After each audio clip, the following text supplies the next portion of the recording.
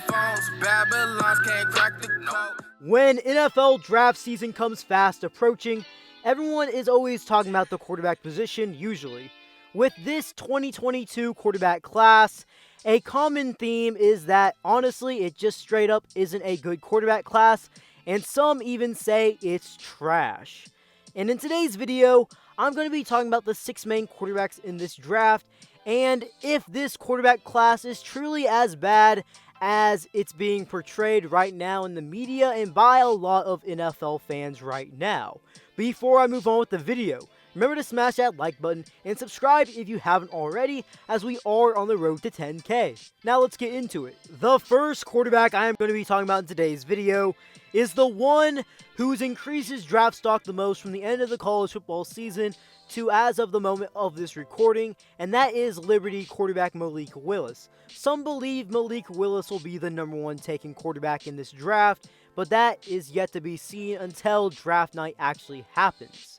Malik Willis in his career as the starting quarterback at Liberty completed 62% of his passes, threw for 5,107 yards, 47 touchdown passes, and 18 interceptions, while rushing for an impressive 1,822 yards and 27 total touchdowns on the ground in his career at Liberty. He is coming off a 2021 campaign where he threw for over 2,800 yards, 27 touchdown passes thrown, 12 interceptions, rushing for 878 yards, and 13 total touchdowns on the ground. Malik Willis is seen as the clear favorite as the best dual-threat quarterback in this class. He is easily the best scrambler, and no other quarterback can really compare to him in this draft class. There are some things in the pass game he does need to work on, and that's the biggest thing that NFL scouts see as weaknesses in him. He's seen as a good quarterback, and he could potentially even be the number 1 quarterback taken off the board with how much smoke he's been getting these last few weeks. On to the next quarterback, we have Kenny Pickett from Pitt. Now, Kenny Pickett, heading into his final year at Pitt for the 2021 college football campaign, wasn't actually seen as a top quarterback in college football, but he completely changed that narrative in this final year of his career at Pitt, as in 2021, in 13 games played, he completed 67% of his passes, threw for 4,319 yards, 42 touchdown passes through the air, and 7 interceptions, while having 5 total touchdowns on the ground and being a Heisman finalist. Once viewed as an average quarterback throughout most of his career at Pitt, is now seen as someone that could be potentially the number 1 quarterback taken off the board in the 2022 NFL Draft. He is seen as the most NFL-ready quarterback in this draft, and NFL scouts praise him for his arm strength, his pass game, and everything that he did in 2021 compared to the previous years he had at Pitt. Some of the weaknesses he has in his game, according to NFL scouts, is his footwork, getting nervous and not maintaining poise when under pressure, poor placement on touch passes, and not necessarily leading throws enough. With the next quarterback, we have Matt Corral from Ole Miss. Matt Corral in his career at Ole Miss, he threw for 8,287 yards, completing 67% of his passes, 57 touchdown passes thrown, 23 interceptions, and 18 total touchdowns on the ground in his career. Coming off of 2021, he completed 68% of his passes, threw for 3,349 yards, 20 touchdowns through the air, 5 interceptions, and 11 touchdowns on the ground with over 600 rushing yards. For a good part of the 2021 college football campaign, Matt Corral was seen as someone that was going to be the first quarterback taken off the board in the 2022 NFL Draft. And he still can, but a lot of the smoke that he had has kind of died down since he's been kind of nursing an injury he sustained versus Baylor in the Sugar Bowl. Matt Corral has been praised for his competitive spirit and how he holds himself on the field, the way he has patience for routes to develop, and how he can make some big armed throws. Some of the weaknesses of Matt Corral that have been said is that he doesn't necessarily read the full field, he doesn't have the best frame for a starting quarterback, and he doesn't always put enough on the ball and sometimes babies throws, especially short passes. On to the next quarterback, we have Sam Howell from North Carolina.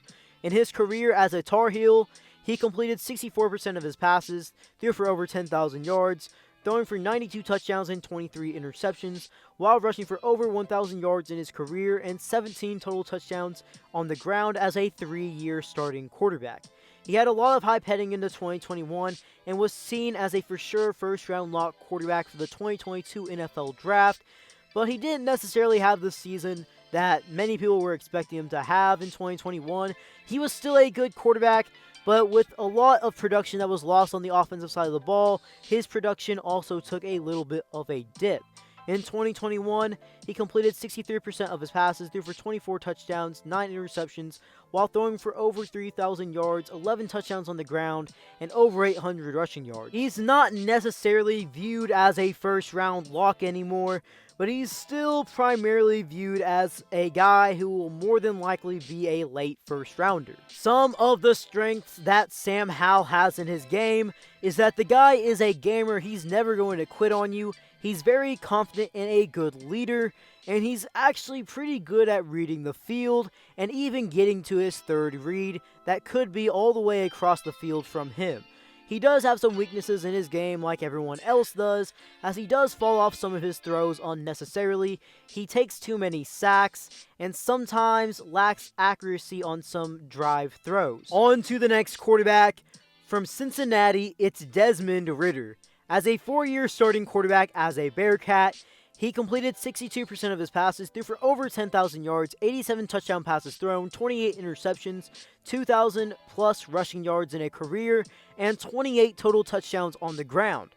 In his 2021 campaign with Cincinnati, he led them to the playoffs, their first ever playoff berth, completed 65% of his passes, threw for 3,334 yards, 30 touchdowns, 8 interceptions, and 6 total touchdowns on the ground. He is likely to be a late first rounder to early second round selection in this year's draft. Some of the strengths that he has in his game is that the guy is a captain, and he's a good one at that. He does have good pocket poise, and he's very athletic and mobile. Some of the things that people want to see him work on is overall his passing. He's not the best passer in this draft. He's not a bad one, but he does come up short on some deep balls and does struggle from time to time to throw to open receivers. The last quarterback in today's video is Carson Strong from Nevada. As a 3-year starting quarterback at Nevada, he completed 68% of his passes, threw for 9,368 yards, 74 touchdowns, and 19 interceptions. In this previous 2021 college football season, he had a career year where he threw for 4,175 yards, completing 70% of his passes, 36 touchdowns through the air, and 8 interceptions. Scouts rave about his arm talent and just how good of a passer he actually is, but there are some red flags that carry Carson Strong down, like his medical history and the surgeries he's had on his right knee that has completely robbed him of his mobility, as if you know Carson Strong, he is the least mobile quarterback out of all the quarterbacks I've talked about today, and he's someone that just straight up is not very mobile at all anymore. When talking about this 2022 NFL quarterback class, I do not think it's as bad as everyone really says it is. Now, I do not think it's very good. I definitely do not think it's a strong quarterback class at all, and it's definitely a weaker class. However, I do not think it's as bad as everyone really tries to portray it as it is. Well, guys, if you made it this far in the video, drop something down in the comment section below. Who do you think the best quarterback is in this draft? And before you head out, remember to smash that like button, turn on those post notifications, and subscribe for more videos. B. Kelly out.